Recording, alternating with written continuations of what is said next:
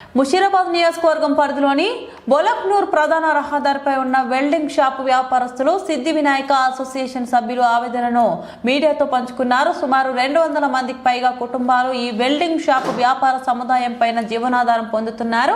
సజావుగా సాగుతున్న సమయంలో చోరీ మాల్తో వ్యాపారం సాగిస్తున్న వారు తమ పొట్టను కొడుతున్నారని వ్యాపారస్తులు తమ ఆవేదనను వ్యక్తపరిచారు. మార్కెట్లో ప్రభుత్వ నిబంధన పరంగా జీఎస్టీలను ప్రభుత్వానికి అందిస్తూ సజావుగా వ్యాపారాన్ని సాగిస్తున్న వారికి ఈ చోరీ మాల్ వెల్డింగ్ బాక్సులు అక్రమంగా ఈ ప్రాంతానికి తీసుకొచ్చి జీఎస్టీ బిల్లు చెల్లించకుండా అతి తక్కువ ధరలకు అమ్మడంతో ఇటు వ్యాపారస్తులతో పాటు అటు వినియోగదారులపై వేటు పడుతుందని ఆవేదన వ్యక్తం చేశారు. బోలక్పూర్ సెంట్రింగ్ మార్కెట్ లో గత 30-40 సంవత్సరాల నుంచి ఇక్కడ సెంట్రింగ్ వ్యాపారం జరుగుతూ ఉంది. గత కొన్ని సంవత్సరాల నుంచి జిఎస్టీ పరిధిలో లేని వాళ్ళు కొంతమంది మార్కెట్లో సెకండ్ హ్యాండ్ మెటీరియల్ కస్టమర్ల దగ్గరికి వెళ్ళి కొనుక్కుని వస్తున్నారు. కొంతమంది దొంగదానం చేసుకొస్తున్నారు. కస్టమర్లకి మేము నాణ్యమైన సెంట్రింగ్ మెటీరియల్ జిఎస్టీ పరిధిలో ఉండాలని జిఎస్టీ రిజిస్ట్రేషన్ తోటి విత్ బిల్ తోటి మెటీరియల్ అమ్ముతున్నాం. అట్లాంటిది వీళ్ళు దొంగదానం చేసుకొచ్చే మెటీరియల్ 20-30 రూపాయలు కొనేసి మార్కెట్లో 30 నుంచి 40-50 రూపాయల మధ్యలో అమ్ముతున్నారు.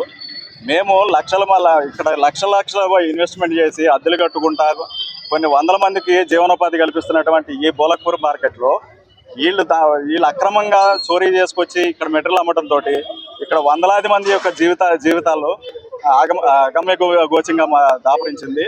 ఇంకోటి ఏంటంటే మేమందరమే ట్యాక్సులు కట్టేసి ప్రతి నెల వచ్చి 10,000 నుంచి 3 లక్షలు 4 లక్షలు జిఎస్టీ రిటర్న్స్ చెల్లించేది గవర్నమెంట్కి ఆదాయాన్ని చేకూర్చే మనుషులు మేము.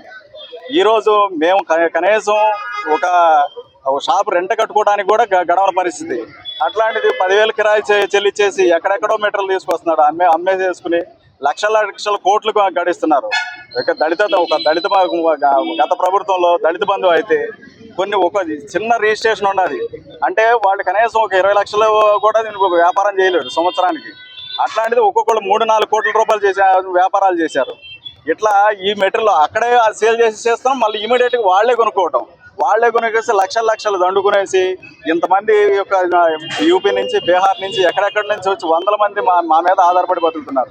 వీళ్ళందరి యొక్క జీవన ఆధారాన్ని దెబ్బతీసే విధంగా ఈ దందా జరుగుతుంది. కాబట్టి దీని మీద పోలీసు వారు తగు చర్యలు తీసుకుని యాక్షన్ తీసుకుని దీన్ని స్పందించేసి ఈ అక్రమ మార్కెట్ దందాన్ని అరికట్టాలని అందరూ మీడియా ద్వారా సవినయంగా కోరుకుంటున్నాం.